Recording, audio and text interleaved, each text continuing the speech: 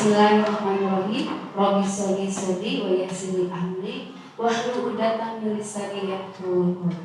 Assalamualaikum warahmatullahi wabarakatuh. Waalaikumsalam warahmatullahi wabarakatuh. Ya, puji dan syukur kehadirat Allah Subhanahu wa taala yang telah memberikan kita kesehatan pada hari ini bisa berkumpul di sekolah yang kita cintai ini.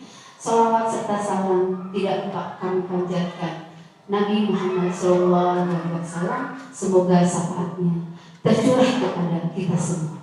Amin ya rabbal alamin. Nah, pada kesempatan kali ini yang terhormat kepada Ibu Kepala kita SDN 071 Sukabumi, Ibu Lansumila, yang terhormat Ibu Bapak Guru dan seluruh warga 001 Sukabumi yang saya cintai, dan rekan-rekan pemateri kita, guru juga yang saya banggakan. Nah, pada kesempatan kali ini mereka akan melakukan diseminasi tentang budaya positif. Mudah-mudahan budaya positif ini membawakan aura yang positif juga bagi kita, ya, untuk memajukan sekolah kita tercinta ini, untuk menjadi yang lebih baik, membawa perubahan yang lebih kedepannya lebih positif lagi, ya. Ya, untuk yang pertama, mari kita sambutkan dulu dari Ibu Kepala Sekolah kita, Ibu Lansumila, dipersilakan.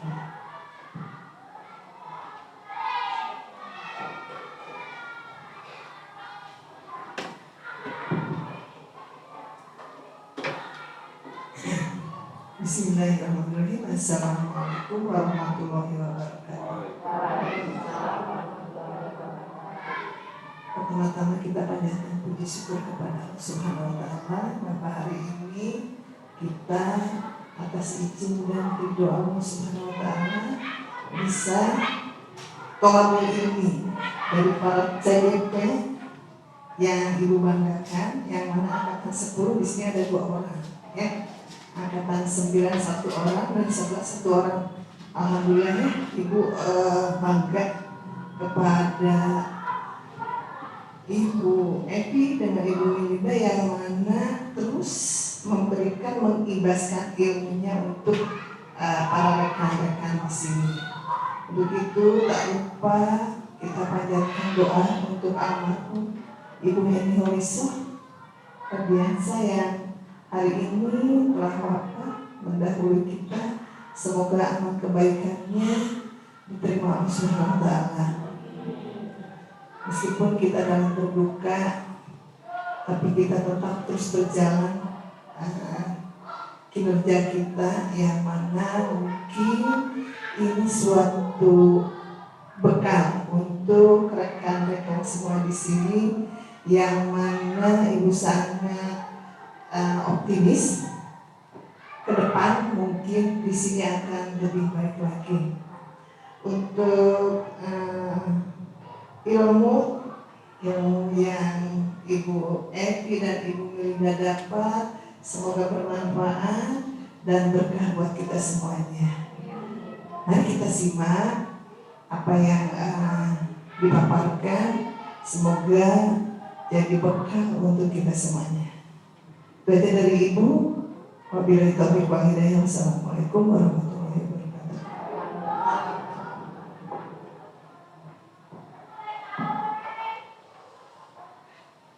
Ya, terima kasih Ibu sudah menyampaikan sambutannya. Betul tadi kata Ibu, ya, kita bisa mencari ilmu dari mana saja, maupun itu dari rekan kita sendiri. Jadi saya teringat kutipan dari hadis Al-Bukhari, jika kita mempunyai tujuan untuk mencari ilmu, maka Allah akan memberikan perjalanan seperti perjalanan ke surga. Ya, jadi mudah-mudahan kita dapat ilmu yang bermanfaat dari rekan-rekan kita.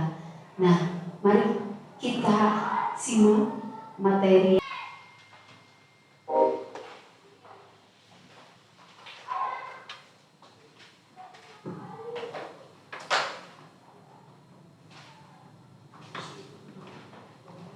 kenapa cengkeling?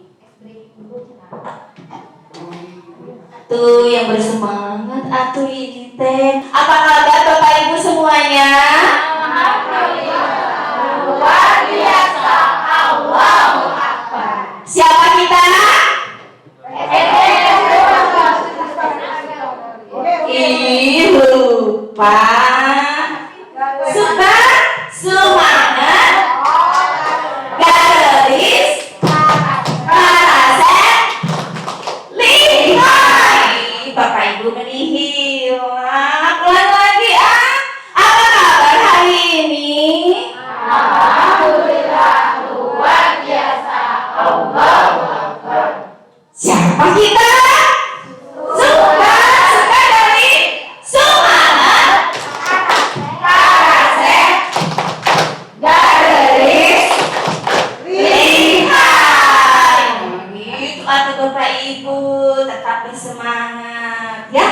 Assalamualaikum warahmatullahi wabarakatuh. Waalaikumsalam warahmatullahi wabarakatuh. Bentar Bu Yesika digeser sedikit, goyang dikit dong layarnya. Oke, ice breaking dulu ya. Kayaknya Bapak Ibu serius banget nih dari tadi mendengarkan penjelasan tentang apa tadi itu? Disiplin positif ya, dimulai dari paradigma perubahan paradigma pendidikan sampai akhirnya apa motivasi yang dimiliki oleh siswa. Tapi sebelumnya nih saya mau ice breaking dulu, tapi ice breakingnya mungkin ada mikir dikit, saya mau kasih sedikit teka-teki. Teka-teki kira-kira Bapak Ibu bisa jawab nggak ya? Mau dikasih berapa ya? 10, 9, 100? TTS. Oh, favorit positif TTS ya. Kalau dari saya mah enggak, tebak-tebakan aja yang dapat menebak hadiahnya apa ya? Langsung jadi penghargaan ya gitu. Coba nih, ada pertanyaan nih dari saya. Kira-kira Bapak Ibu bisa jawab ya? Nih yang paling krusial. Yang pertama nih saya tanya. Apa yang ada selalu di depan kamu tapi nggak bisa dilihat? Hidung. Sila. Di depan kamu, kalau itu mah kan udah ada dalam diri kita, cium juga kayaknya. Apa coba? Apa yang selalu ada di depan kamu tapi nggak kelihatan? Masa depan. Masa depan. Terima kasih Bu Setri. Betul sekali. Ya, selalu ada di depan kita tapi nggak bisa lihat, tapi udah pasti ada, yaitu masa depan. Nanti kita sedang berada di hari ini, tapi kita sedang menyongsong masa depan. Nah, sekarang saya mau tanya lagi nih.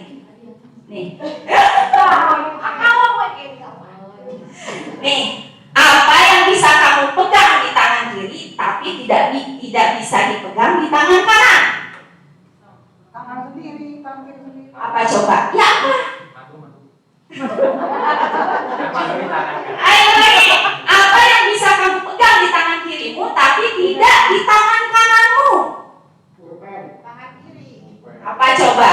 Yang ada di badan kita. Apa? Siku tangan kiri. Oh, pintar Bu Claudia, hebat. Kasih tepuk tangan dong. Lagi satu lagi Nih, ini ada siang mana tadi teh? Nuhese ya. Nih, coba nih. Apa yang dapat kamu hancurkan, bahkan jika kamu tidak pernah mengambil atau menyentuhnya? Hati.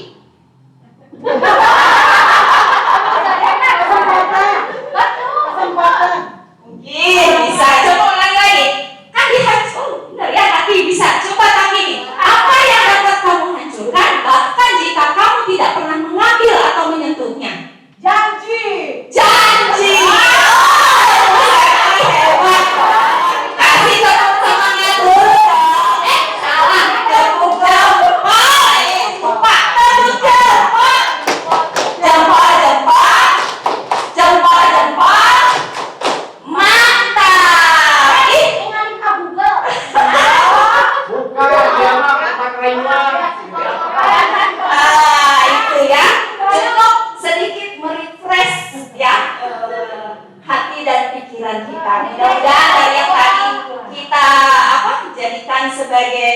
tebak-tebakan itu yang pertama tentang masa depan, lalu tentang apa yang ada di dalam diri kita, ada di sebelah kiri kita tapi tidak ada di sebelah kanan kita. Lalu apa tadi teh yang terakhir? Berhubungan dengan janji bisa kita hancurkan, bisa di apa tadi teh? Diraih tapi bisa juga dihancurkan. Dan ternyata janji ada hubungannya nggak sih sama materi kita hari ini? Ada nggak Bapak Ibu? Ada. Coba geser sedikit Bu Yustika. Nah, ini ya kita bahas lagi. Jadi hari ini kita berkumpul di sini bersama-sama. Kita akan membicarakan tentang budaya positif ya. Budaya positif tadi Bapak Ibu sudah mengetahui sedikit baik dari paparan CGP sebelumnya ataupun lewat PMM yang Bapak Ibu kerjakan, bahwa sebetulnya dalam konsep inti budaya positif itu salah satunya adalah paradigma pemikiran dari siapa? Ki Hajar Dewantara. Paling utama, paling penting peran kita sebagai guru apa itu? Menuntun siapa? Murid-murid kita ya. Jadi kita menuntun murid-murid kita. Nah, dari cara kita menuntun murid kita, mendampingi murid-murid kita, menjadi fasilitator dari murid-murid kita, tentunya ada nilai-nilai kebajikan yang ingin dimunculkan, yang sudah dimiliki oleh murid kita tetapi belum terlihat atau belum berkembang. Nah, itulah tugas kita adalah menuntunnya. Melalui apa? Membiasakan melalui disiplin positif, yaitu tadi nilai-nilai kebajikan. Karena kita tinggal di negara Indonesia dan kita memiliki nilai-nilai kebajikan tersendiri, yaitu nilai-nilai kebajikan yang kita laksanakan terutama di dunia pendidikan, yaitu apa tadi? Profil Pancasila. Bukan hanya harus dimiliki oleh murid-murid kita, tapi juga harus oleh gurunya juga. Bagaimana kita mencoba menumbuhkan rasa atau karakter yang ada pada diri murid kita, tapi kita sendiri tidak mendalaminya, tidak memahaminya. Kemudian berhubungan dengan kebutuhan motivasi perilaku manusia. Kita juga mengenal motivasi perilaku itu dari faktor eksternal, karena ada dorongan, karena ada iming-iming atau karena rasa takut, ancaman. Itu termasuk ke dalam motivasi eksternal. Tetapi ternyata yang bisa memperkuat karakter kita, bisa bertahan lama, penuh dengan kesadaran bahwa itu disebut sebagai motivasi intrinsik. Jadi muncul sadar dalam diri kita sendiri. Nah, di sini kita akan dari disiplin positif, nilai-nilai kebajikan, motivasi dan perilaku, ternyata itu semuanya berhubungan dengan kebutuhan dasar manusia. Apa sih kebutuhan dasar manusia itu? Bapak Ibu, Bu Yustika, tolong. Misalnya seperti ini, kebutuhan dasar kita. Bapak Ibu setiap hari punya kebutuhan dasar. Yang pertama, pagi-pagi Bapak Ibu bangun tidur, kemudian bersih-bersih, yang setelah itu kita sarapan. Kalau sarapan itu termasuk kebutuhan dasar atau bukan? Ya. Untuk apa? Tenaga. Lalu apa lagi? Untuk apa? Bertahan hidup. Betul. Karena salah satu kebutuhan dasar manusia itu adalah bertahan hidup. Nah, di sini kita bisa lihat ya, dalam kebutuhan dasar manusia itu berdasarkan beberapa penelitian, ada yang disebut dengan teori kontrol. Kemudian perilaku manusia itu selalu pasti ada tujuan, baik perilakunya itu benar atau salah, semuanya bermuara pada tujuan. Bahkan sebuah kesalahan yang dilakukan oleh peserta didik kita pun pasti punya alasannya. Tidak mungkin sesuatu itu terjadi tanpa akarnya, tanpa alasannya. Nah, itulah yang dimaksud dengan pemenuhan kebutuhan dasar manusia. Lalu ada 5 sebetulnya kebutuhan dasar manusia itu. Yang pertama tadi apa? Kebutuhan untuk bertahan hidup atau survival, yaitu kebutuhan yang berkaitan dengan fisik, makan, tidur, tempat tinggal, dan lain-lain. Sedangkan yang kedua adalah kebutuhan akan cinta, kasih sayang, perhatian. Itu berhubungan dengan rasa penerimaan. Lalu yang ketiga, kebutuhan penguasaan. Penguasaan di sini maksudnya itu power, ya. Power pengakuan dan kemampuan. Yang keempat adalah kebutuhan kebebasan, yaitu kebutuhan akan pilihan. Jadi setiap manusia itu hidup dalam pilihan. Jadi kita boleh bebas melakukan apa saja berdasarkan pilihan yang kita pilih sendiri. Dan yang kelima, nah ini adalah kebutuhan akan kesenangan. Bu Evi boleh minta tolong? Ya, di sini saya ada sedikit lembar kerja. Ya. Bapak Ibu akan mendapatkan 2 lembar. Lembar kerja, misalnya lagi kerjain apa ya? Enggak, tenang aja. Ini di sini adalah untuk melihat kebutuhan dasar apa yang paling dominan yang Bapak Ibu rasakan. Silakan. Di situ ada poin 1, poin 3, dan poin 5. Silakan Bapak Ibu mengerjakan. Memilih dari pilihan Bapak Ibu itu, maka nanti akan terlihat seperti apa sih kebutuhan dasar yang betul-betul saat ini sedang dirasakan oleh Bapak Ibu.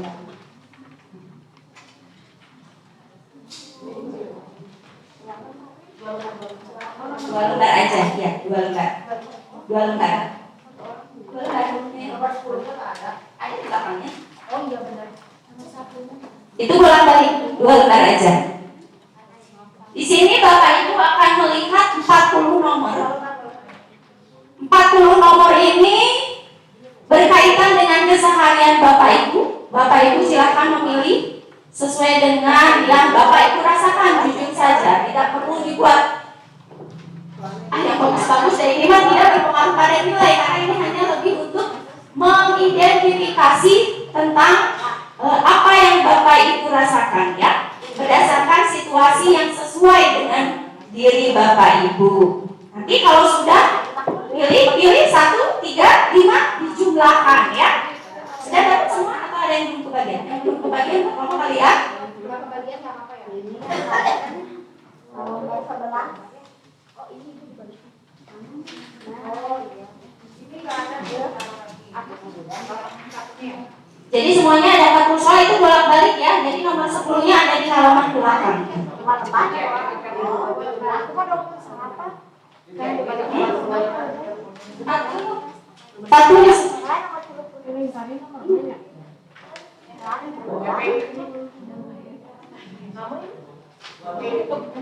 apa ada yang tidak ada lembarnya? Oke, silakan Bapak Ibu dengan tenang menjawab berdasarkan situasi yang Bapak Ibu rasakan. Masih ada Bu Evi?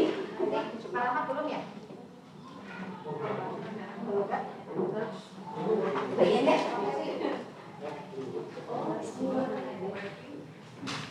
Yang belum bagian apa ya? Oke, silakan dimulai. Saya senang berteman. Yang mana ya? Tidak benar, kadang-kadang, atau sangat benar? Silakan dicek.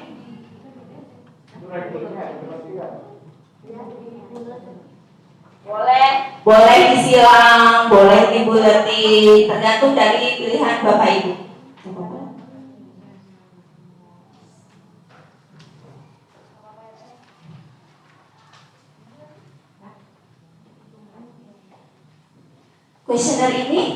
Angkat ini sebenarnya bisa juga diuji cobakan kepada murid-murid kita di kelas ya Bapak Ibu. Nanti ya boleh. Nanti misalnya pada saat apa itu? Tahun ajaran baru, pada saat asesmen awal itu bisa kita coba.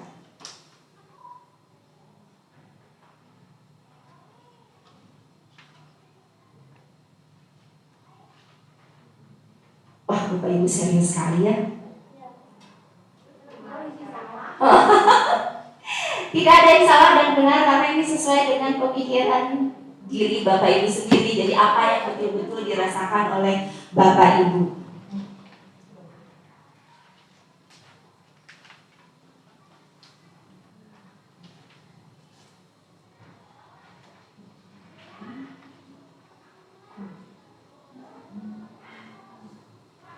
Nanti di akhir, di halaman terakhir ya, di situ ada skor. Bapak Ibu bisa menjumlahkan sendiri, tapi dipisah-pisah. Untuk nomor 1 sampai 10 silakan dituliskan jumlahnya di kolom yang pertama. Kemudian untuk nomor berapa? 11 sampai 20 boleh di kolom yang kedua, lalu 21 sampai 30 di kolom yang ketiga, dan 31 sampai 40 di kolom yang keempat. Jadi Bapak Ibu menjumlahkan berdasarkan kolom-kolom tadi ya. Jadi nomor 1 sampai 10 jumlahkan, taruh di kolom ke-1. Kemudian untuk skor di nomor 11 sampai 20 dijumlahkan, disimpan di kolom yang kedua, dan seterusnya. Ada yang sudah selesai menjumlahkan barangkali atau masih mengisi? Sudah. Eli? Selesai? Oke, coba saya tanya.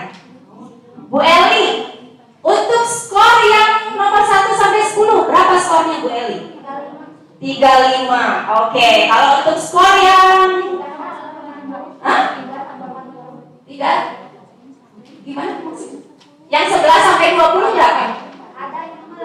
Oh, jadi cuma satu aja ya? Jadi belum semuanya? Belakangnya nggak ada itu? Atau yang ada di belakangnya dulu? Oh, di belakangnya nggak ada? Nomor berapa itu? Yang nggak ada Bu Eli? Oh, udah.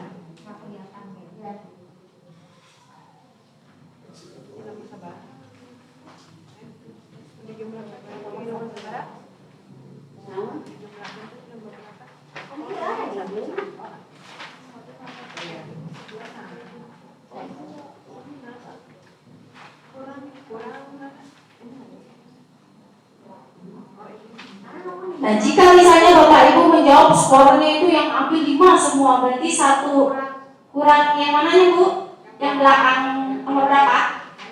Yang nilai 3. Berapa sama 40 kan? ini Bu?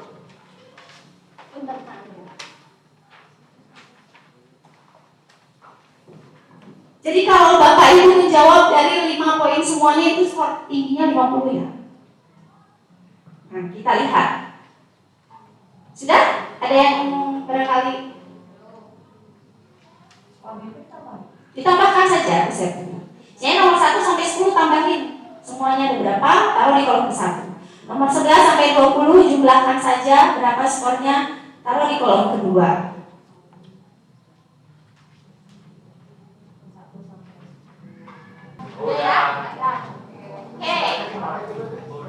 Oke, kita cek nih.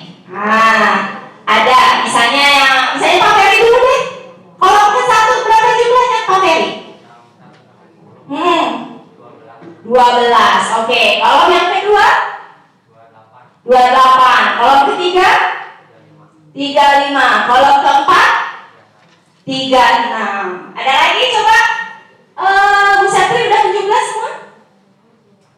Belum? Oh, Bu Reni. Ada yang sudah menjumlah? Sudah selesai menjumlah belum? Udah siapa? Sudah selesai menjumlah? Udah? Oke. Kolom ke-1 berapa? 33. Kolom kedua? 29. Kolom keempat? 31. Udah? Oke. Bu Reni bagaimana Bu Reni? Kolom ke-1 berapa? 44. Kolom kedua? 44. Kolom ketiga?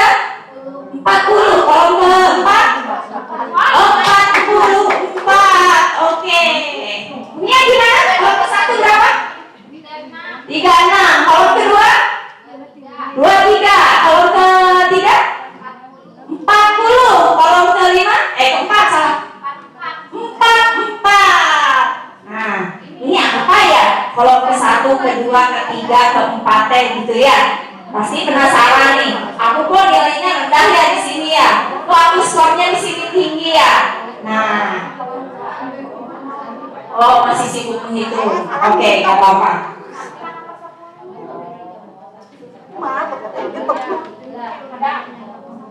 Udah ke sini gimana sini? Kalau satu berapa?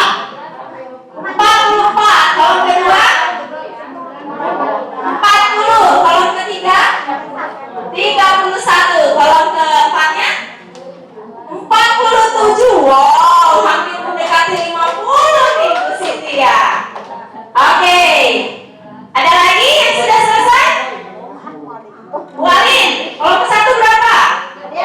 34. Kalau kedua? 32. Ketiga?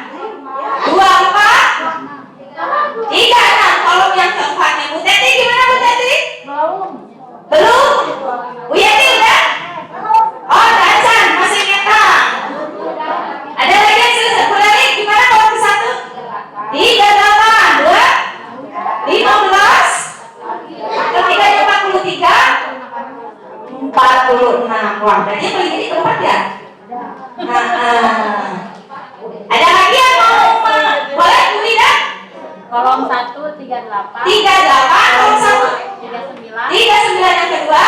Kolom 3 26. 26 yang ketiga. 24 23. 23 yang keempatnya. Ada lagi? Bu Rani silakan.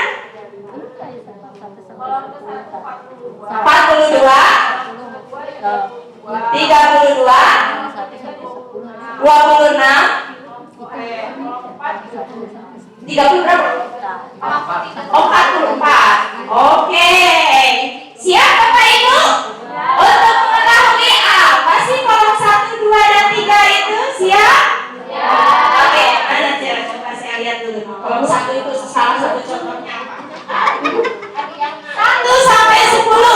Udah bagi saya berbicara dengan siapapun, suka mengobrol lewat telepon, suka bekerja dengan orang lain, ingin orang-orang menyukai saya. Saya senang bertemu orang-orang baru.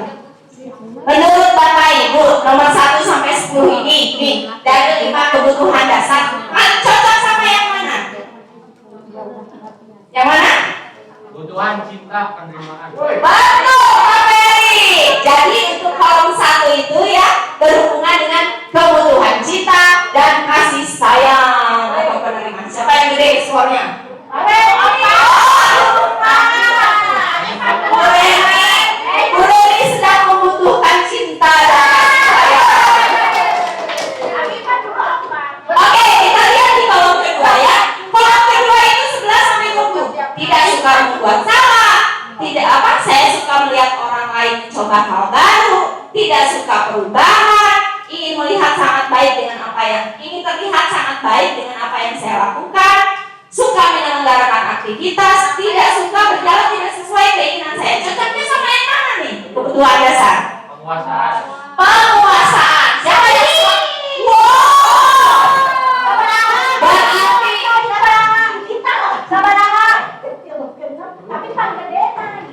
ya, bisa dilihat di skor Bapak Ibu. Itu adalah berhubungan dengan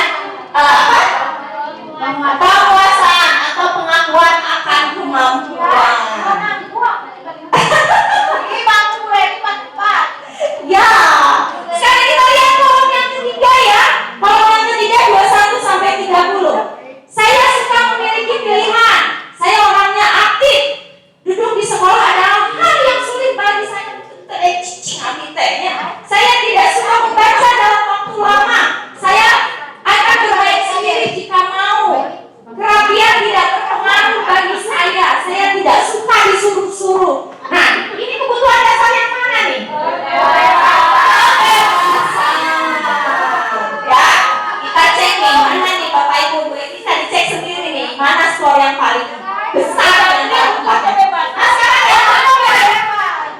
yang keempat itu adalah saya sering tertawa, memiliki koleksi. Saya senang memberitahu lelucon.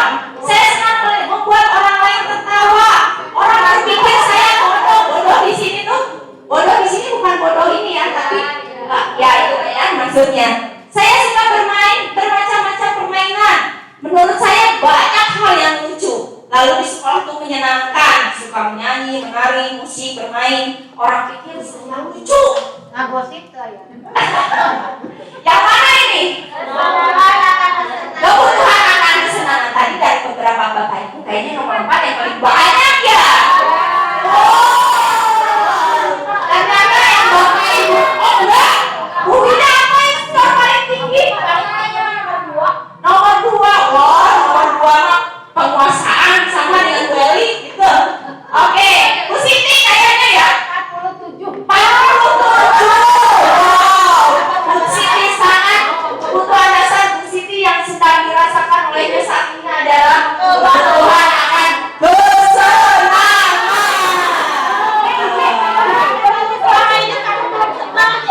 Ternyata seperti itu ya.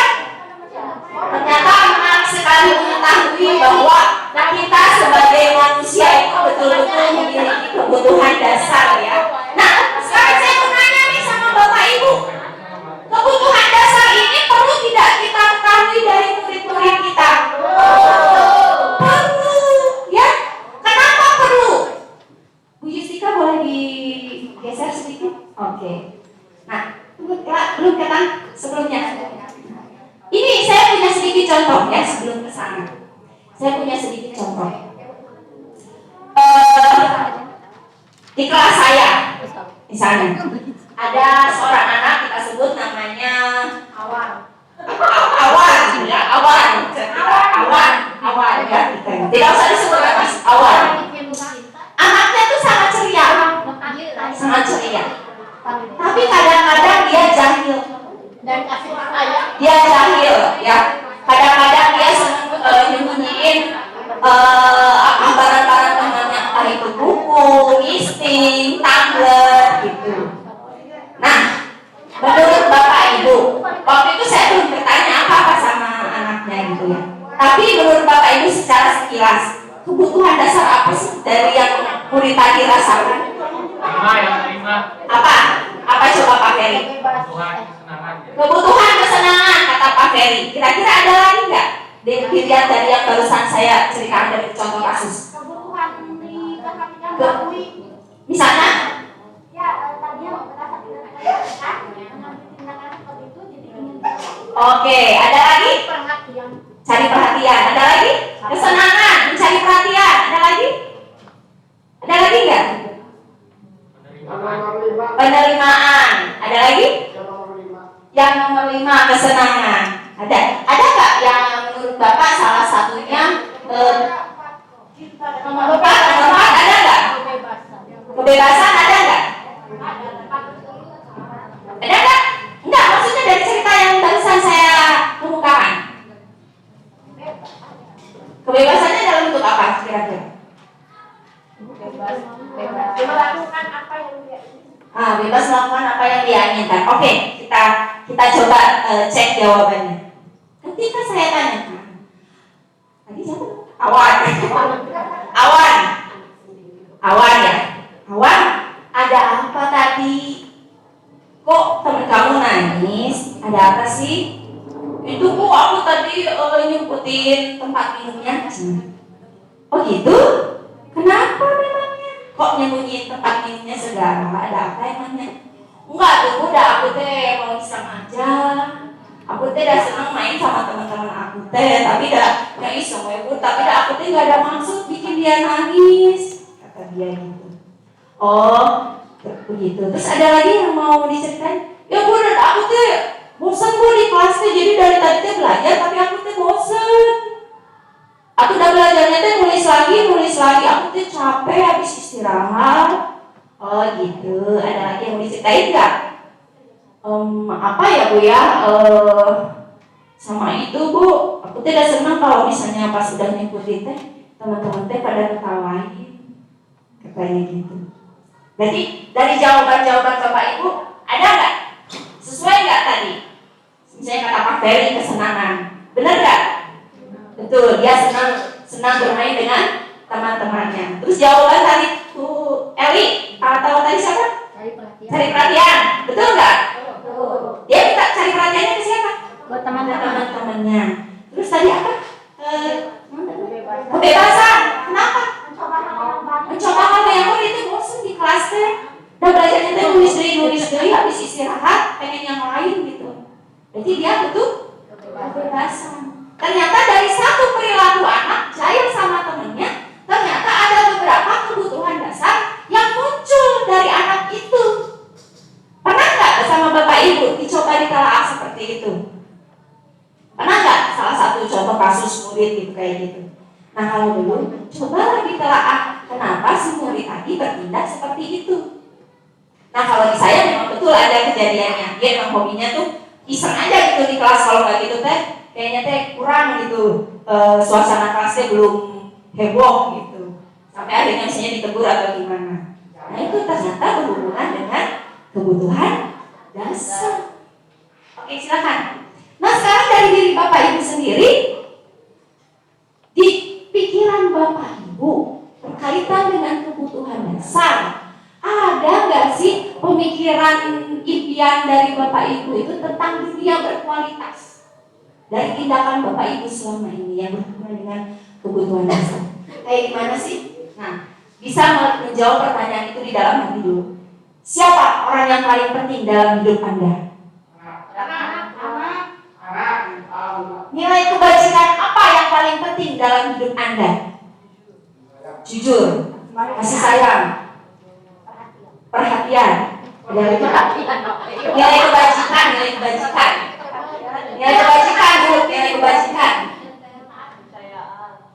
kepercayaan. Kalau taat aturan itu nilai kebajikan kan Bu?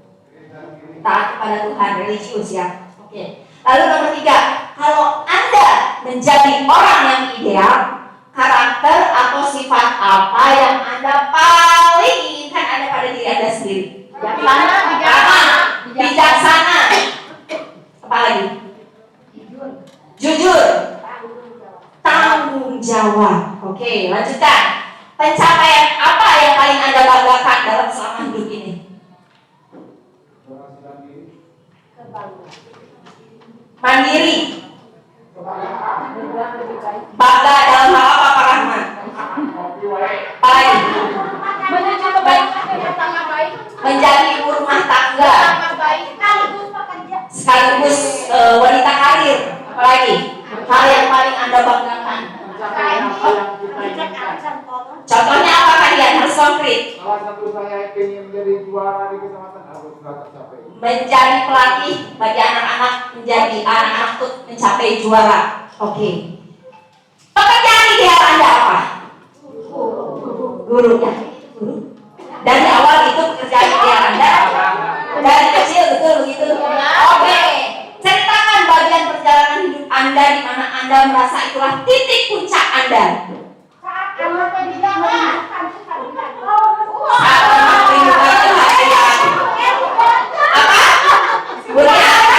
Titik puncak lulus P3K. Ada lagi? Pencapai apa Bu? Jadi PNS. Kenapa Bu? Semua anak saya menikah. Sudah terjadi belum? Belum. Berada di titik puncak itu. Oke. Pertanyaan terakhir. Apa yang paling bermakna dalam hidup Anda? Kebersamaan. Bekerja sama. Bekerja sama.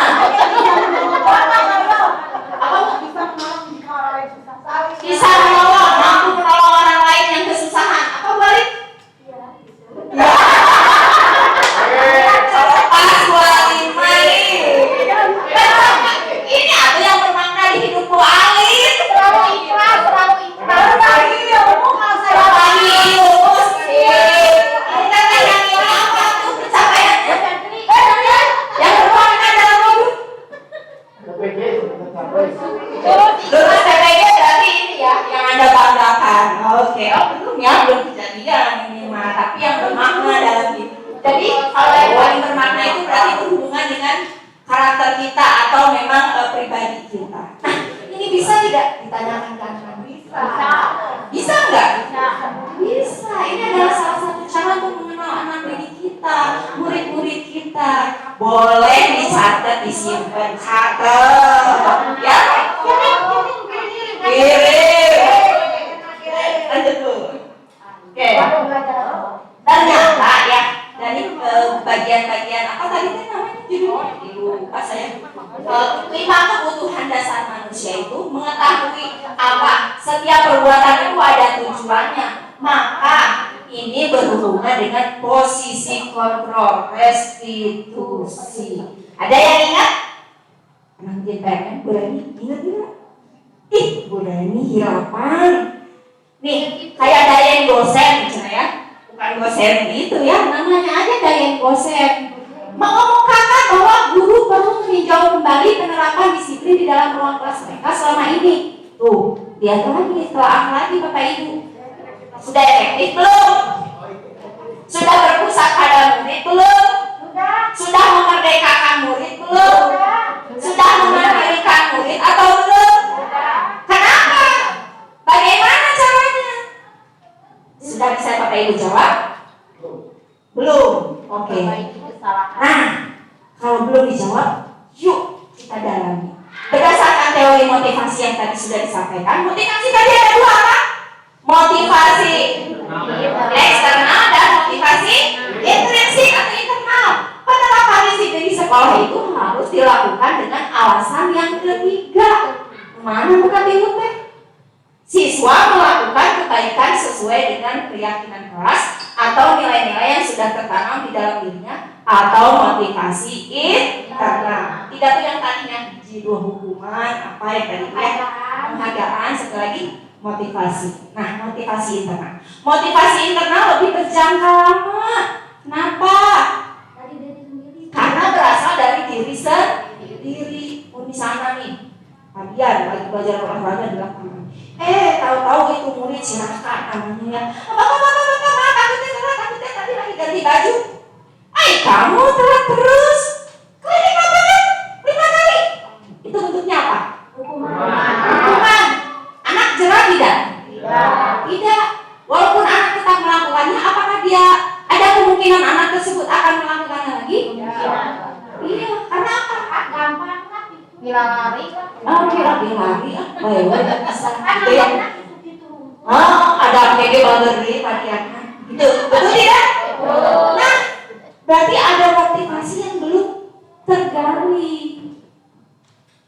Nah, ini ada hubungannya dengan posisi kontrol yang Pak yang lakukan itu menghukum sebetulnya. Kalau contoh video yang sebelumnya kenapa kamu terlambat? Nah, kayak gitu ya, tanpa bertanya dulu. Kemudian ada yang kedua ya, melalui serangkaian riset dan berdasarkan teori kontrol Dr. William Glasser berkesimpulan ada 5 posisi kontrol yang diterapkan guru, orang tua maupun atas. Jadi nggak berlaku untuk guru aja, tapi buat kita sebagai orang tua di rumah juga bisa kita terapkan. Yang pertama sebagai penghukum, yang kedua sebagai pembuat rasa bersalah, yang ketiga sebagai tenang, yang keempat sebagai pemantau, yang kelima sebagai manajer. Apa sih yang ke 1, 2, 3, 4, 5 itu bedanya? Yuk kita simak dulu, ada video sedikit Bu Yuska.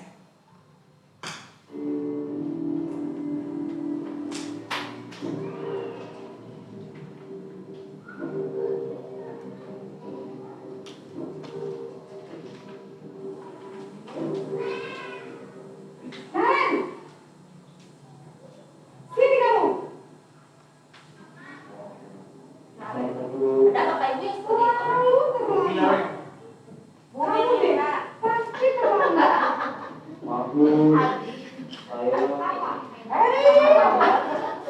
Alasan kamu apa lagi? Kapan sih kamu tidak terlambat? Malas sekali ya kamu jadi anak. Saya Dasar pemalas. Gak kapok-kapok sih kamu. Sudah berapa kali terlambat? Sana, kamu pilih lapangan basket 2 kali. kenapa saya harus lapangan basket, Bu? Kenapa? Kamu mau apa dulu? Berani-beraninya jawab. Sudah terlambat, masih berani jawab pula. Sekarang, keliling lapangan basket 5 kali sekalian. Biar kapok. Cepat, pergi sana ke lapangan basket.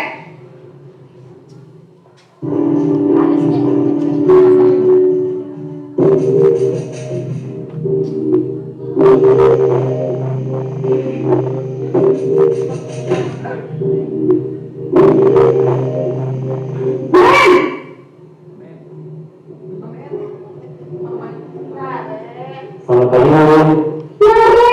Naren, kamu kenapa terlambat lagi, nak? Ya Tuhan, Naren. Kamu senang ya jadi ibu saya? Kalau kamu terlambat lagi, nanti ini yang di depan sekolah, nak. Bisa apa ibu tidak bisa menggunakan kamu? Duh, gimana ini? Maaf, Bu. Naren, kamu suka ya kalau ibu tegur bapak kepala sekolah? Terus, sekarang ini harus tulis apa di buku absen? Ini kamu sudah sering terlambat loh. Ini harus apa coba? Maaf, Bu. Maaf sekali. Ya sudah, lain kali jangan bikin ibu susah lagi ya nak ya. Ini tidak akan kuat lagi kalau kamu begini terus. Bisa jatuh kalau ibu tegur bapak kepala sekolah. Sana cepat kelas. Maaf ya, Bu. Maaf sekali.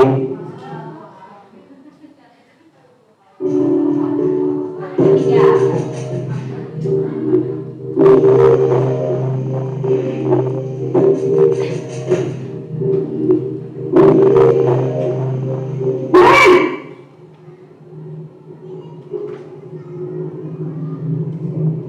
pagi Bu.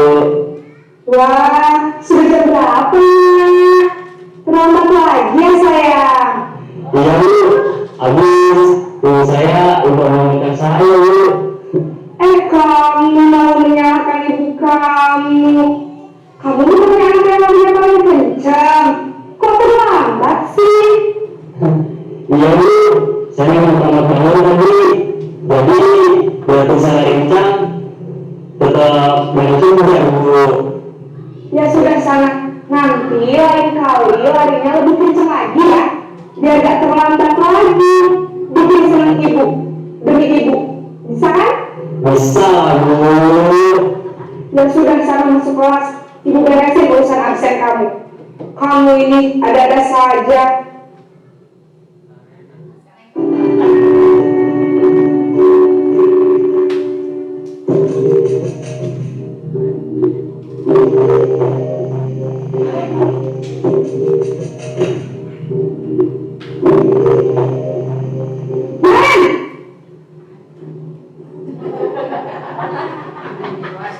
Selamat pagi Bu.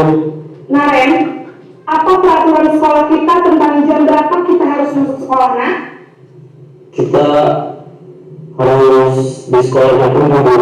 Iya betul, sekarang sudah jam 7.20. Naren belum tahu konsekuensinya jika terlambat hadir.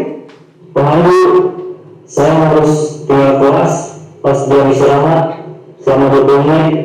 Iya benar, konsekuensinya demikian. Jadi nanti jam 9.30 pas istirahat, kamu harus tinggal di kelas, kerjakan tugas tambahan untuk ketertinggalan kamu, ya? Baik Bu.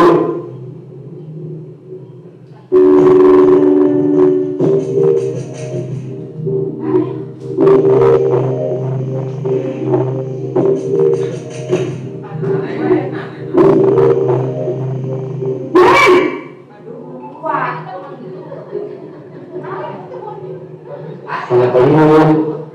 Selamat pagi Naren.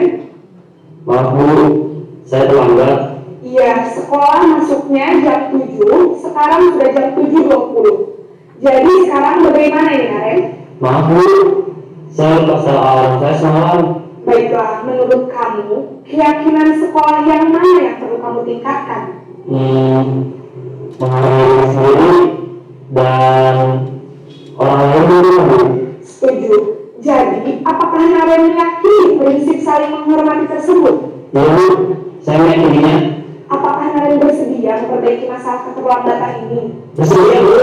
Bagaimana kamu akan perbaiki masalah keterlambatan ini? Saya akan coba untuk tidak lupa menyetel alarm saya Bu. Baik, kalau Naren lupa menyetel alarm di rumah, ada orang yang kira-kira bisa bantu mengingatkan tidak? Ada Bu, kata saya, Kak Emma. Ada lagi selain Kak Emma? Selain Kak Emma, ada ibu saya. Baik, jadi yang mengingatkan Naren adalah Kak Emma dan ibu kamu ya. Kira-kira akan mulai set alarm kapan nih Naren? Setelah pulang sekolah, akan segera saya lakukan. Baik, jadi Naren akan setel alarm untuk bangun besok pagi dan akan diingatkan oleh kakak dan ibunda Naren ya. Ada lagi yang mungkin perlu dilakukan Naren agar tidak terlambat berulang lagi? Tidak ada Bu. Baik Naren, terima kasih untuk kerjasama kamu. Sekarang kamu perlu kembali ke kelas untuk belajar. Baik Bu, terima kasih.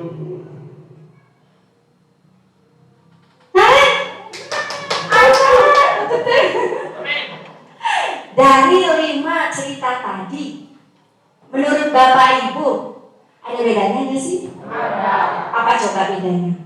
Ada hukuman, ada konsekuensi. Ada Hukuman, ada konsekuensi, ada revisi.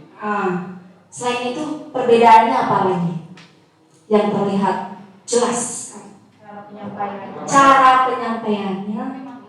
cara penyampaian, ada. cara manggilnya sama. Lain. Setelah ada berbicaranya, Ya. terus ada kesempatan untuk dikasih waktu untuk menyampaikan pendapat atau berbicara sama ada juga yang tidak dikasih. Iya. Iya. Jadi perbedaannya di situ ya.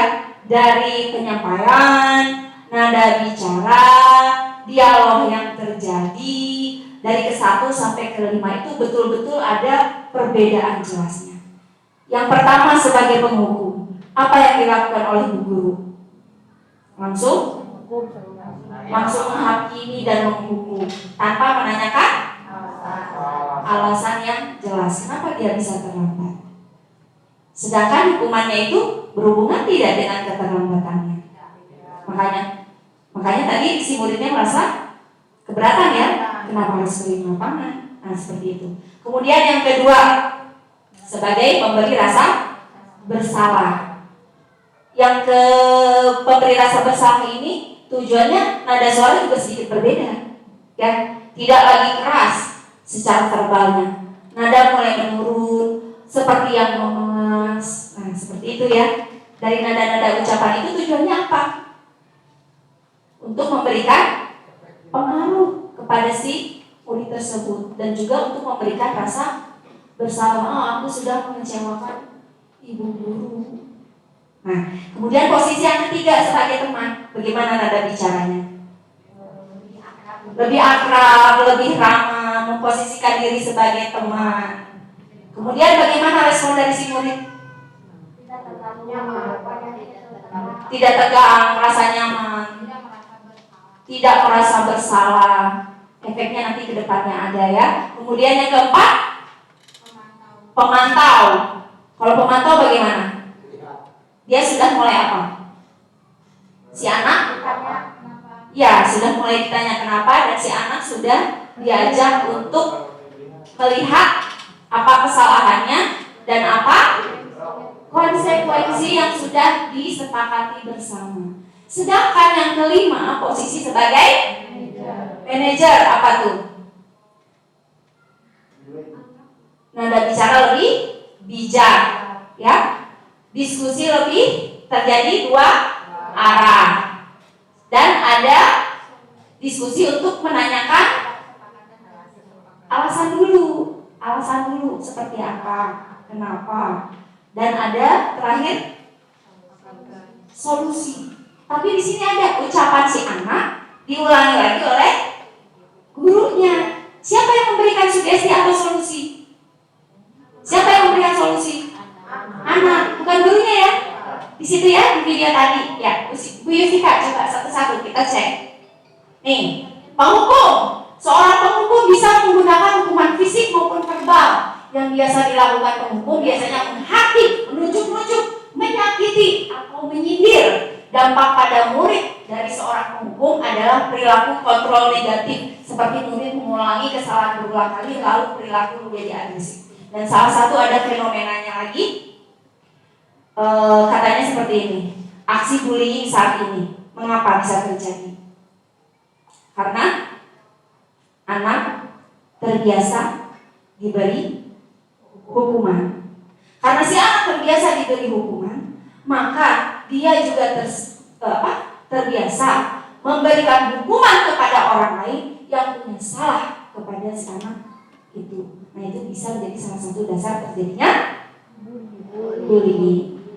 Oke, yang kedua, membuat rasa bersalah. Membuat rasa bersalah pada posisi ini biasanya guru akan bersuara lebih lembut. Kemudian yang biasa dilakukan pembuat merasa bersalah itu berceramah, menunjukkan kekecewaan yang mendalam, dan dampak pada muridnya itu dia akan merasa bersalah dan murid akan merasa rendah diri, merasa gagal, merasa tidak berharga. Nah itu. Jadi ketika dalam video tadi ketika si ibu gurunya memposisikan diri sebagai seorang pemberi rasa bersalah, si murid akan merasa tertunduk, merasa malu, merasa sedih juga, merasakan kekecewaan dalam hati itu. Oh iya, aku sudah mengecewakan ibu guruku. Lanjut Bu. Kemudian sebagai teman guru pada posisi sebagai teman tidak akan menyakiti muridnya, namun selalu berusaha mengontrol. Mengontrol di sini maksudnya adalah melakukan pendekatan persuasif.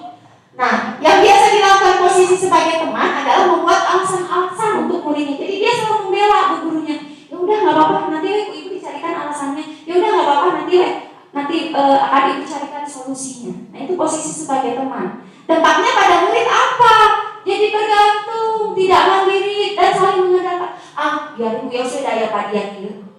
Nah gitu ya, dan tidak bisa memutuskan atau memberikan keputusan sendiri. Lalu sebagai pemantau, kalau di posisi ini biasanya guru itu sebagai pengawas aja, memantau muridnya, berpatokan pada catatan-catatan yang sudah disepakati sebelumnya. Kemudian jadi kalau pemantau itu hal lebih kepada memantau, menghitung, mengukur kedisiplinan murid. Dampaknya bagi murid apa? Dampaknya bagi murid apa? Mengarahnya kemana nanti? Tadi yang 3 itu, yang motivasi intrinsik, eksternal, bisa dihukum, bisa juga dapat penghargaan.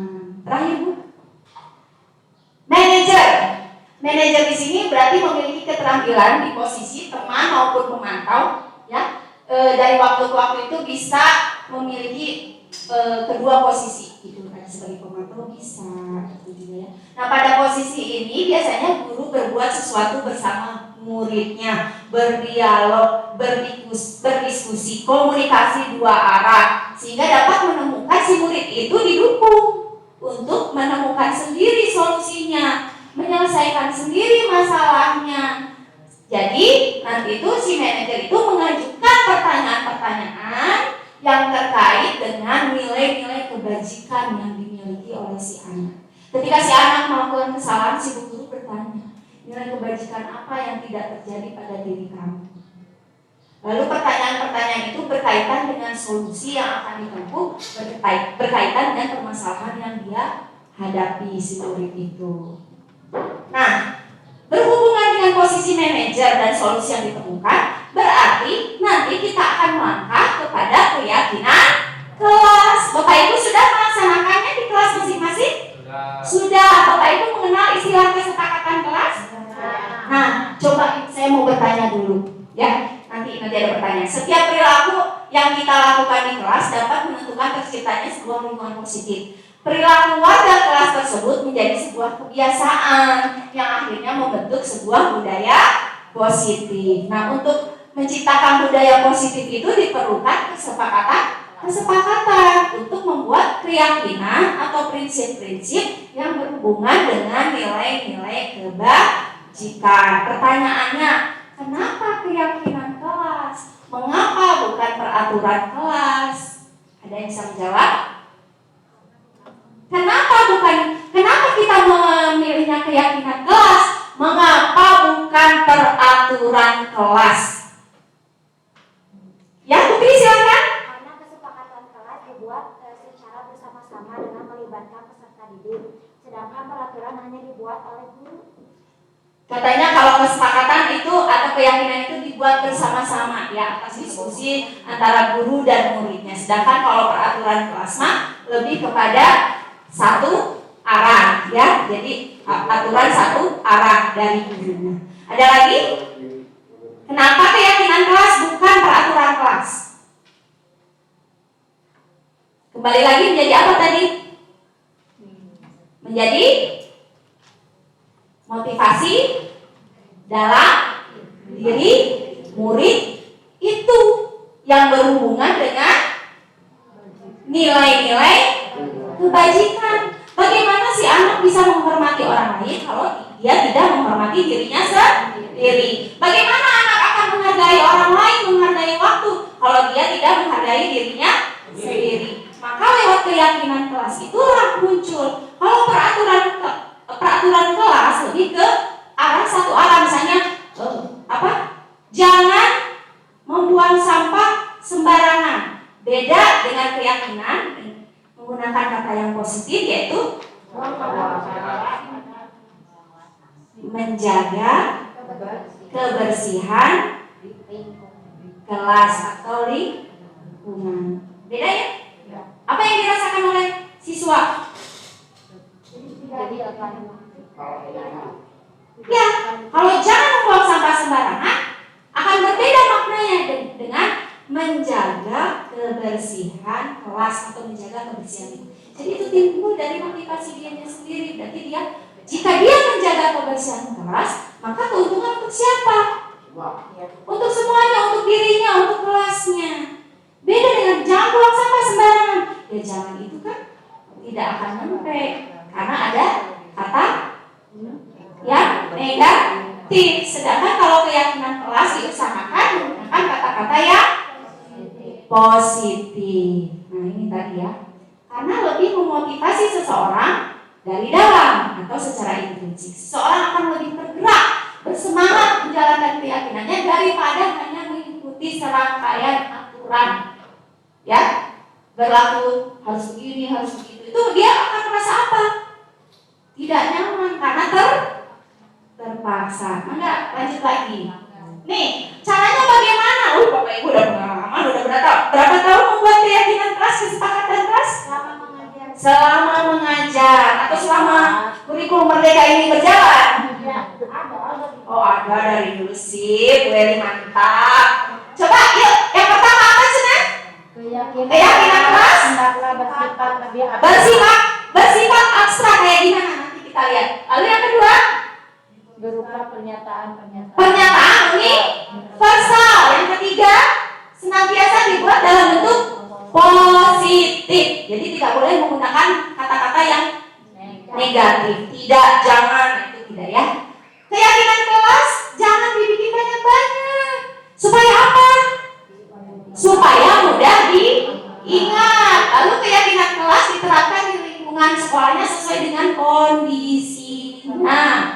Semua warga kelas hendaknya ikut berkontribusi dalam pembuatan keyakinan kelas. Jadi semua memiliki ide, memiliki pendapat, dituangkan dalam keyakinan kelas. Lalu bersedia meninjau kembali apabila ternyata ada hal perubahan-perubahan dari waktu ke waktu. Bapak Ibu bikin di semester 1, ternyata selama berjalan ada yang tidak berjalan sudah berjalan namun ada yang tidak efektif. Nah, itu boleh tidak direvisi di semester 2? Atau boleh nggak pada saat itu juga? Boleh. Jadi bersedia meninjau kembali keyakinan dari waktu ke waktu. Uyus? Nah, ini adalah salah satu contoh pembuatan keyakinan kelas ya. Nah, Bapak Ibu juga udah biasa melakukannya, yaitu kita mengajukan pertanyaan-pertanyaan kepada anak kita ya, yang berhubungan dengan apa sih yang mereka yakini, apa sih yang mereka inginkan gitu. Nah, pertanyaan-pertanyaan itu bisa juga sebentar lewat sebentar. Nah, untuk apa? Yang penting adalah dari kita adalah kita harus bisa menanamkan rasa keyakinan pada murid kita dulu, merasa dihargai, merasa dilibatkan. Terus yang keduanya itu kita harus memunculkan keberanian anak dalam mengemukakan pendapat. Dianya harus merasa aman dulu, merasa nyaman dulu. Terus bagaimana dia bisa mengekspresikan dirinya. Lalu usaha-usaha dia jangan lupa kita apresiasi dan penghargaan sama gak sih? Sama gak Bapak Ibu?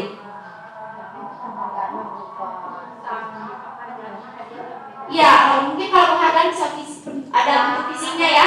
Kalau apresiasi dengan ucapan alhamdulillah kamu sekarang ada peningkatan ya.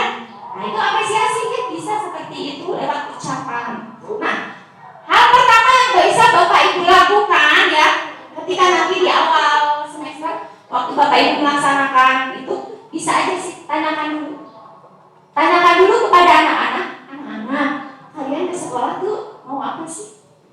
Tujuannya ke sekolah bagaimana sih? Apa sih yang kamu inginkan di sekolah? Nah, terus menurut kamu ya anak ya, bagaimana ketika kamu belajar di sekolah atau di kelas, situasi seperti apa yang kamu inginkan?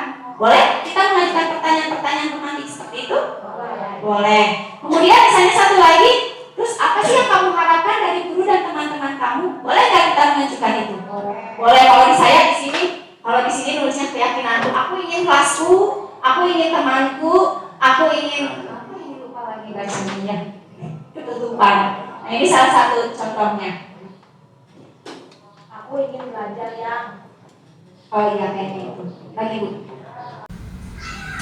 Nah kemudian nanti anak-anak akan diminta setelah menuliskan di kertas sticky note yang sudah dibagikan, anak-anak diminta untuk menyatakan pemikirannya. Kira-kira di kelasnya itu dia ingin seperti apa, kemudian dia ingin teman-temannya seperti apa, dan juga suasana belajar seperti apa yang ingin mereka rasakan. Setelah mereka menuliskannya di sticky note berwarna-warni seperti yang ada di gambar ini, kemudian mereka diminta untuk menempelkannya ke depan. Nah, seperti ini ya, menempelkannya di depan. Setelah itu kita diskusikan sama-sama nih ya, mana yang kira-kira menurut mereka memiliki pemikiran yang sama tentang keinginan seperti apa kelas yang diimpikannya, atau teman-teman seperti apa yang ingin mereka miliki, dan suasana belajar seperti apa yang mereka bayangkan. Nah, apabila sudah diperoleh kesepakatan menggunakan kata-kata yang positif, bukan lagi bentuk, jadi bentuk kata-katanya itu betul-betul universal ya Bapak Ibu, tidak lagi menggunakan bentuk kalimat-kalimat yang bermakna negatif, tetapi lebih kepada kalimat-kalimat positif yang secara universal. Dan ditemukanlah apa yang menjadi keyakinan kelas mereka, yaitu nah seperti ini bacaannya. Aku bahagia jika, yang pertama, kelasku rapi dan bersih. Yang kedua, temanku berbicara dengan sopan. Yang ketiga, saling mengingatkan menjalankan kewajiban di kelas. Yang keempat, belajar dengan nyaman dan menyenangkan. Yang kelima, saling bekerja sama dalam kebaikan. Dan terakhir, komitmen bersamanya yaitu saling menjaga dan menyayangi antar teman. Nah, dari yang menjadi poin-poin keyakinan kelas inilah yang nantinya menjadi kesepakatan mereka, menjadi satu nilai kebajikan yang mereka miliki untuk dijalankan bersama-sama secara sadar. Nah, setelah kita memahami apa itu keyakinan kelas dan bagaimana menjalankannya, tentu kedepannya kita akan menemui misalnya suatu permasalahan di antara murid itu. Nah, lalu bagaimana cara guru menyelesaikan masalah itu? Salah satunya adalah menggunakan segitiga restitusi. Bapak Ibu pasti pernah mendengar ya segitiga restitusi, ataupun sebetulnya Bapak Ibu sudah pernah melakukannya. Nah, kita lihat seperti apa sih segitiga restitusi itu. Nah, ini restitusi. Restitusi di sini adalah proses menciptakan kondisi bagi murid untuk memperbaiki kesalahan mereka. Jadi arti kata restitusi itu adalah mengembalikan ke posisi semula. Jadi kalau kita lihat dari Kamus Besar Bahasa Indonesia, arti dari restitusi itu adalah mengembalikan kedudukan ke tempat semula, sehingga mereka bisa kembali ke kelompok mereka dengan karakter yang lebih kuat. Ini menurut dosen di tahun 2004 ya. Nah, dari segitiga itu ada beberapa nih, bentuknya seperti ini. Yang pertama, langkah pertama yang dilakukan oleh kita sebagai guru adalah menstabilkan identitas. Yang keduanya adalah validitas tindakan yang salah. Yang ketiga, menanyakan keyakinan. Kita akan telah dulu apa sih pengertian dari menstabilkan identitas. Ketika anak melakukan suatu kesalahan, ketika anak melanggar suatu keyakinan kelas yang telah kita sepakati bersama, hal yang pertama harus dilakukan oleh Bapak Ibu guru adalah pertama, kita berusaha menanyakan dulu. Jadi bagaimanapun juga setiap tindakan baik benar atau salah itu pasti ada tujuannya. Nah, di sini yang perlu Bapak Ibu lakukan adalah bertanya seperti ini. Oh, Ibu juga pernah melakukan yang seperti kamu lakukan dulu. Oh, sama, Ibu juga pernah loh. Waktu itu pernah jahil ke teman-temannya, misalnya menyembunyikan pensilnya, padahal sih nggak ada maksud ya, cuma pengen iseng aja. Tapi Ibu juga pernah loh mengalami hal seperti itu. Nah, ketika seseorang dalam kondisi emosional, maka otak tidak mampu berpikir rasional, sehingga kondisi ini sangat tepat untuk kita sebagai seorang pendidik untuk menstabilkan identitas si anak itu. Kita membantu menenangkan mereka, dan mencari solusi untuk permasalahannya. Setelah tahap menstabilkan identitas, tahap kedua yaitu validasi tindakan yang salah. Seperti apa sih kegiatannya? Langkah kedua ini adalah memvalidasi tindakan yang sudah mereka lakukan. Nah, langkah kedua ini kita harus memahami dulu kebutuhan dasar mereka itu sebetulnya apa yang menjadi latar belakang mereka bertindak seperti itu. Nah, dengan mengetahui latar belakang tujuan mereka melakukannya, tentu ya kita ketika kita menolak murid yang berbuat salah, mereka akan tetap dalam posisi masalah. Tetapi jika lebih memerlukan, kita memahami alasan mereka dulu, mengapa berbuat kesalahan sehingga tindakan mereka lebih mudah dipahami. Sebetulnya dengan tindakan ini kita memposisikan diri bahwa murid tersebut memiliki alasan. Ketika kita menanyakan tujuannya atau alasan dibalik itu, dia akan merasa lebih dihargai. Seperti itu kira-kira Bapak Ibu. Kemudian langkah ketiga yaitu menanyakan keyakinan. Nah, ketika sudah ditanya anak tersebut mengalami masalah, misalnya kenapa kamu melakukan hal itu?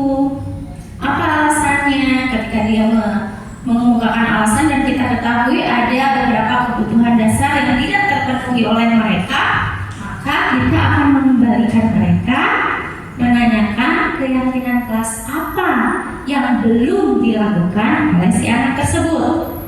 Nah, menanyakan keyakinan kelas adalah langkah selanjutnya. Ketika langkah pertama dan kedua sudah sukses, ingat ya Bapak Ibu, ketika langkah pertama dan kedua sudah sukses, maka anak lebih siap dikaitkan dengan nilai-nilai kebajikan yang dia percaya, ya.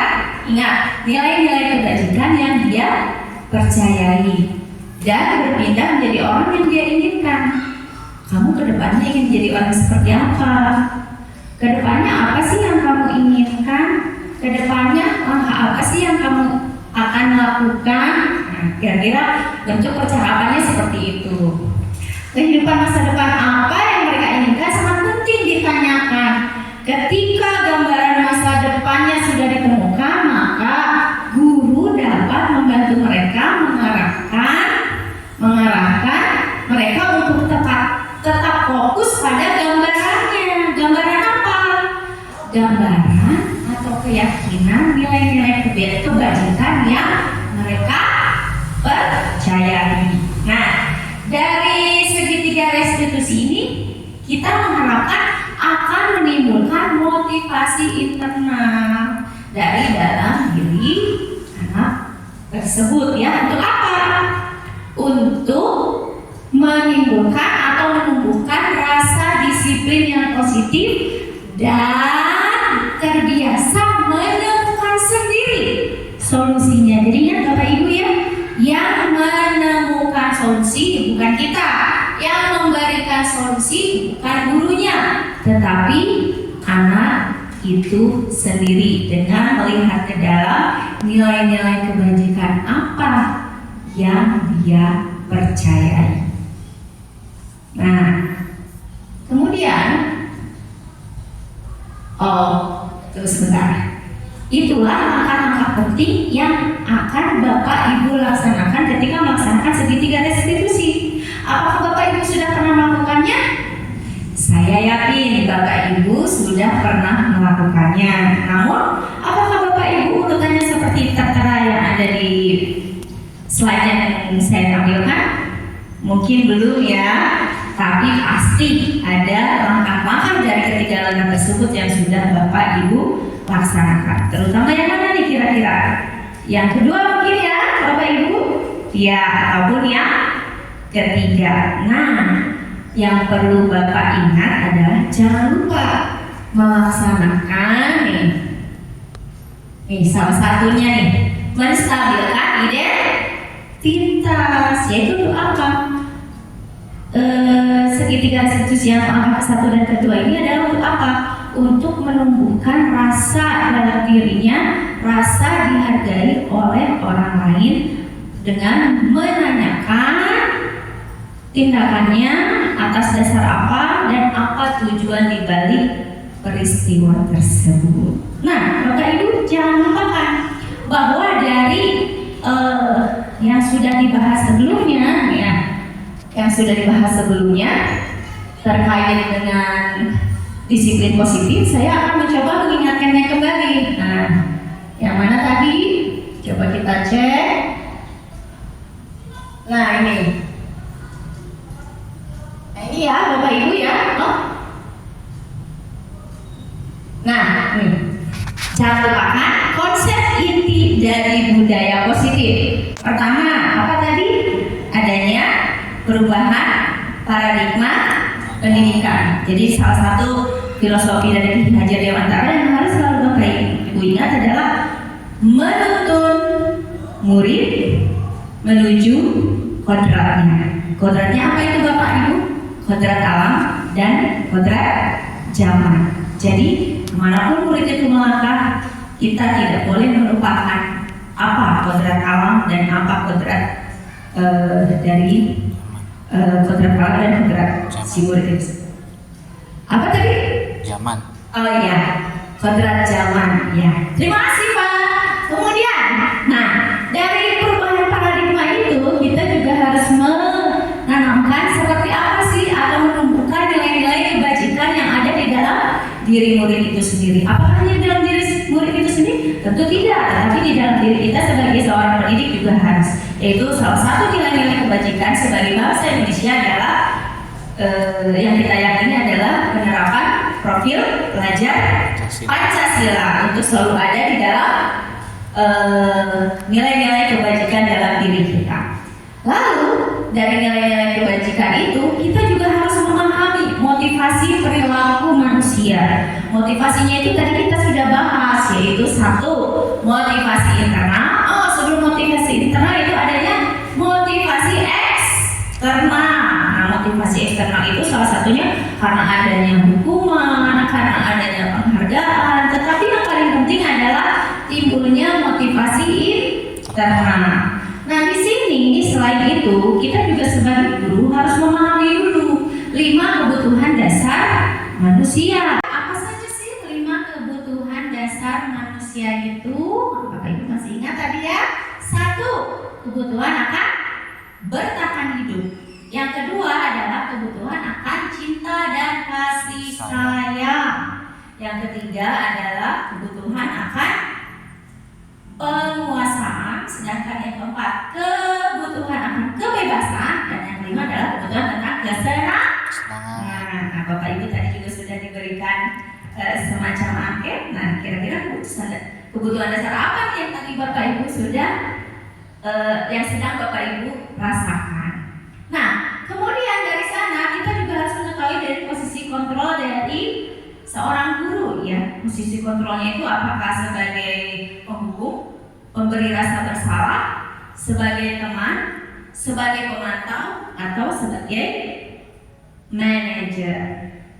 Alangkah lebih baik Bapak Ibu sudah memahami bagaimana mengkondisikan diri atau membuat diri kita sebagai seorang pendidik menjadi posisi kontrol seorang manajer.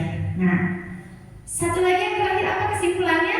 Nah, dalam keyakinan kelas dan juga pelaksanaan segitiga restitusi. Nah, itu tadi ya. Jangan lupa Bapak Ibu, dalam keyakinan kelas Bapak Ibu boleh menanyakan terlebih dahulu kepada murid. Bayangkan dulu apa yang mereka inginkan, apa yang akan mereka lakukan, bayangan seperti apa suasana kelas yang mereka inginkan. Boleh melalui pertanyaan-pertanyaan pemantik. Kemudian ketika Bapak Ibu menemukan satu permasalahan terkait dengan tindakan atau perilaku anak didik kita, jangan lupa untuk melaksanakan langkah-langkah segitiga restitusi. Nah, inilah di akhir sesi. Tadi sudah saya rangkum ya kesimpulan kita semua, bahwasannya Bapak Ibu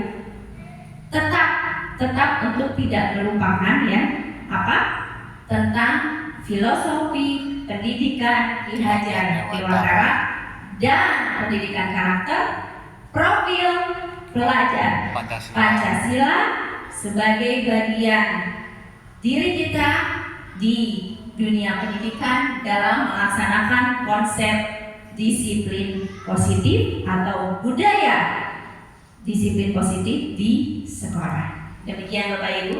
Assalamualaikum warahmatullahi wabarakatuh.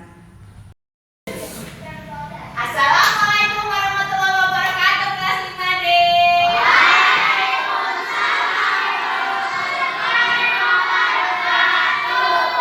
Alhamdulillah, itu mau tanya tadi yang pergi ke sekolahnya jalan kaki berapa orang? Oke, yang naik motor? Yang naik angkot? Ada? Enggak ada yang naik angkot. Oke, berarti lebih banyak yang jalan kaki. Mau tanya, kalau jalan kaki kita harus lewatnya sebelah mana? Kiri apa kanan? Di tengah jalan atau di trotoar? Terus kalau yang pakai motor, harusnya pakai helm atau enggak? Pakai? Iya, kalau nggak pakai helm artinya itu apa? Pelanggaran. Ada apa?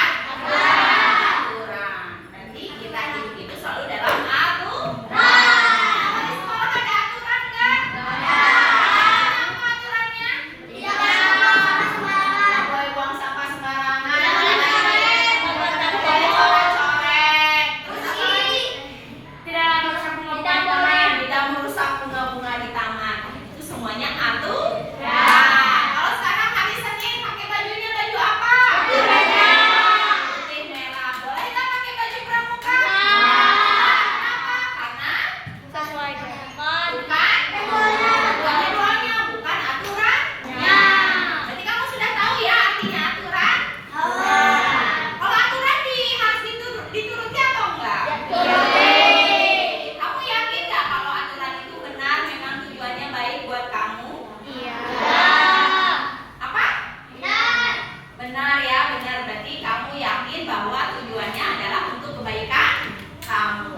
Dan kesemuanya itu kalau kamu meyakini sesuatu itu baik dan itu menjadi awal kamu bertindak lebih baik lagi, maka itu disebut dengan keyakinan.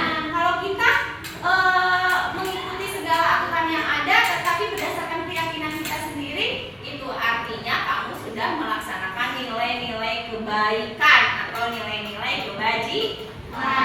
Nah, di kelas kita ini atau di kelas kita perlu nggak nilai-nilai itu dilaksanakan? Perlu. Nah, menurut kamu di sekolah kita ini atau di kelas kita ini, kamu pengen kelasnya bagaimana? Kamu ingin kelas teman-temannya bagaimana? Waktu kamu belajar, kamu ingin seperti apa? Kalau kamu melaksanakan itu semuanya dengan penuh keyakinan dan kebaikan, maka apa? Dengan sendirinya kamu akan mencapainya atau melakukannya. Dipaksa nggak oleh ibu? Siapa yang sadar? Diri kita sendiri. Kamu melaksanakan semua keyakinan itu berdasarkan nilai-nilai baik yang ada di dalam diri kamu. Nah, sekarang nanti ibu akan bagikan setiap orang kertas warna-warni. Nanti kamu tuliskan ya, masing-masing kamu tuliskan apa yang akan kamu isi, kebaikan apa yang kamu inginkan di kelas kita. Aku ingin kelasku seperti apa, aku ingin temanku bagaimana, dan aku ingin belajar di kelas itu seperti apa. Nah, kira-kira kamu paham tidak petunjuknya?